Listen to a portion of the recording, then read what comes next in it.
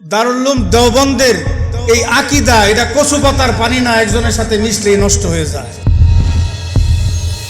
এই রাস্তা বাংলাদেশের মানুষ এই রাস্তায় কাউকে চলতে দেবে না। জামায়াতের 11 দলের পাল্টা 7 দলের ঐক্য গড়তে হেফাজতের উদ্যোগ, পেছনে সরকার।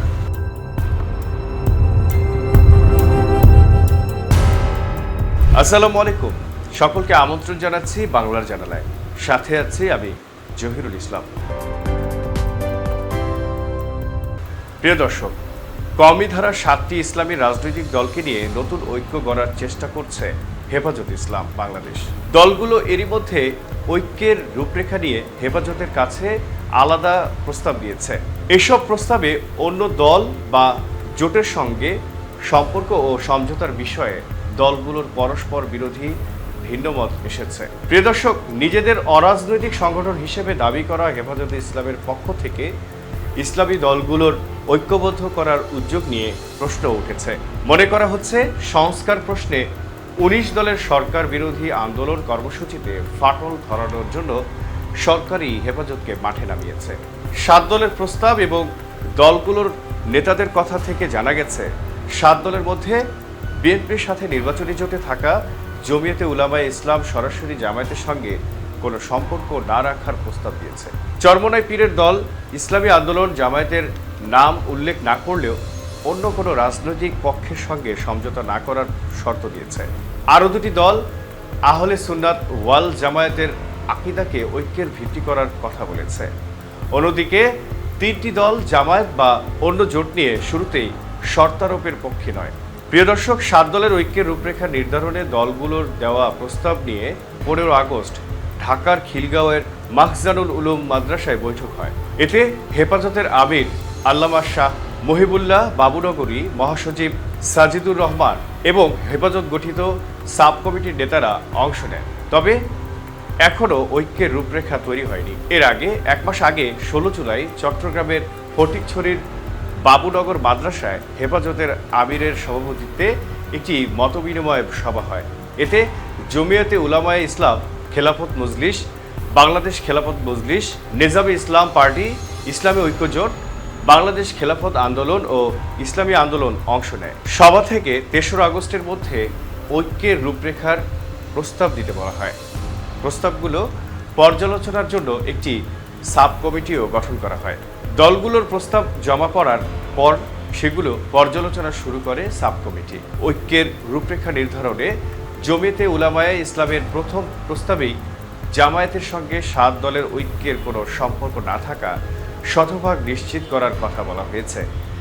একই সঙ্গে জামায়াতের কোনো কর্মসূচিতে প্রস্তাবিত ঐক্যের কেউ এবং 7 দলের কোনো কর্মসূচিতে জামায়াতের কেউ অংশ নিতে পারবেন না, এমন প্রস্তাবও দেওয়া হয়েছে। অন্যদিকে ইসলামী আন্দোলন সরাসরি জামায়াতের নাম উল্লেখ না করলেও জামায়াতের সঙ্গে কোনো সম্পর্ক বা সমঝোতা না রাখার পক্ষে।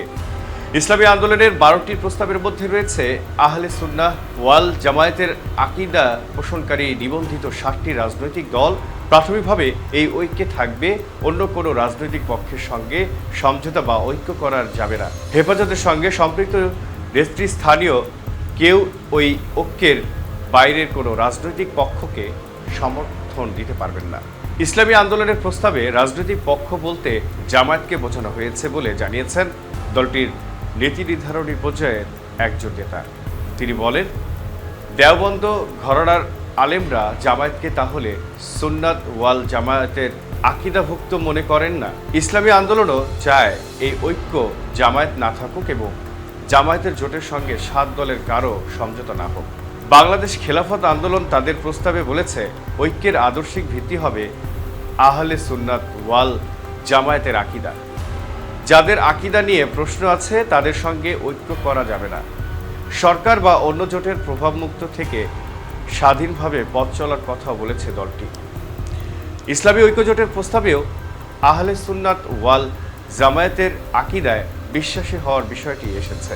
খেলাফত মজলিস বিগত সময়ের সমমনা ইসলামী দলগুলোর মতো 7 দলের একসঙ্গে পথ চলার গুরুত্ব তুলে ধরেছে। দলটির নেতারা বলছেন, জাতীয় নির্বাচনকে কেন্দ্র করে দলগুলোর মধ্যে যে দূরত্ব তৈরি হয়েছিল তা দূর হওয়া দরকার।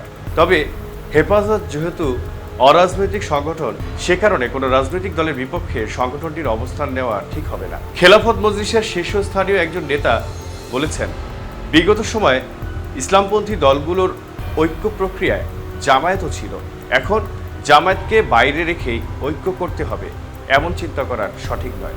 নেজামে ইসলাম পার্টি তাদের প্রস্তাবে বলেছে, প্রাথমিকভাবে কওমি ঘরানার দলগুলোর মধ্যে ঐক্য হতে পারে, পরে প্রয়োজন অনুযায়ী সব দলের মতামতের ভিত্তিতে তা সম্প্রসারণ করা যাবে।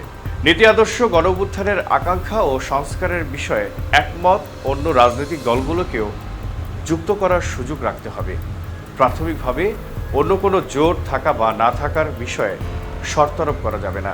বাংলাদেশ খেলাফত মজলিসের প্রস্তাবে বলা হয়েছে, 2013 সালের পর 2024 সালের জাতীয় নির্বাচনের আগ পর্যন্ত সমমনা ইসলামী দলসমূহ কওমি ঘরানার দলগুলো সহ কয়েকটি ইসলামী দল একসঙ্গে কার্যক্রম চালিয়েছে।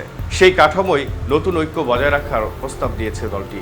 প্রস্তাবিত ঐক্যে যুক্ত হলেও রাজনৈতিক সিদ্ধান্ত গ্রহণে দলগুলো স্বাধীনতা রাখার কথা বলেছে বাংলাদেশ খেলাফত মজলিস। ভিন্ন রাজনৈতিক জোটে থাকা দলগুলো আগে সমমনা ইসলামী দলসমূহের ব্যানারে একসঙ্গে কাজ করেছে। এই অভিজ্ঞতাকে বর্তমান ঐক্যের ভিত্তি করার প্রস্তাব দিয়েছে তারা। হেফাজতের শীর্ষ নেতাদের অনেকে কওমি ধারার রাজনৈতিক দলগুলোরও নেতা। জাতীয় নির্বাচনের আগে কওমি মাদ্রাসা কেন্দ্রিক ভোটারদের সমর্থন পেতে বড় দলগুলোর সঙ্গে এসব দলের যোগাযোগ বেড়েছিল। প্রিয় দর্শক, শেষ পর্যন্ত জমিয়তে উলামায়ে ইসলাম বিএনপির জোটে গিয়ে নির্বাচন করে। অন্যদিকে বাংলাদেশ খেলাফত মজলিস ও নেজামে ইসলাম পার্টি জামায়াত নেতৃত্বাধীন 11 দলীয় ঐক্যে থেকে নির্বাচনে অংশ নেয়। বাংলাদেশ খেলাফত আন্দোলন 11 দলীয় ঐক্যে থাকলেও আসন সমঝোতা না হওয়ায় এককভাবে নির্বাচন করে তারা। ইসলামী আন্দোলন নির্বাচনের আগে 11 দলীয় ঐক্য থেকে বেরিয়ে এককভাবে নির্বাচনে অংশ নেয়। ইসলামী ঐক্য জোটও এককভাবে 2টি আসনে প্রার্থী দেয়। নির্বাচনের পর কিছু বিষয়ে অসন্তোষ থেকে খেলাফত আন্দোলন ও খেলাফত মজলিস 11 দলীয় ঐক্যের কর্মসূচিতে অংশ নেওয়া বন্ধ করে দেয়। এরপর থেকেই কওমি ধারার দলগুলোর মধ্যে আলাদা রাজনৈতিক ঐক্যের প্রয়োজনীয়তা নিয়ে আলোচনা শুরু হয়। প্রিয় দর্শক, এই পটভূমিতেই হেফাজতের উদ্যোগে 7 দলকে নিয়ে নতুন ঐক্যের চেষ্টা চলছে। তবে প্রস্তাবিত ঐক্য জামায়াত ও তার নেতৃত্বাধীন জোট থেকে পুরোপুরি দূরে থাকবে, নাকি দলগুলো রাজনৈতিক সিদ্ধান্ত গ্রহণে স্বাধীনতা পাবে, সেই প্রশ্নেই এখন প্রধান মতভেদ। প্রিয় দর্শক, আপনার কি মনে হয়? আপনার মূল্যবান মতামত জানাতে পারেন আমাদের এই ভিডিওর কমেন্টে। লাইক, কমেন্ট, শেয়ার এবং সাবস্ক্রাইব করতে ভুলবেন না। ভালো থাকুন, সুস্থ থাকুন। আল্লাহ হাফেজ।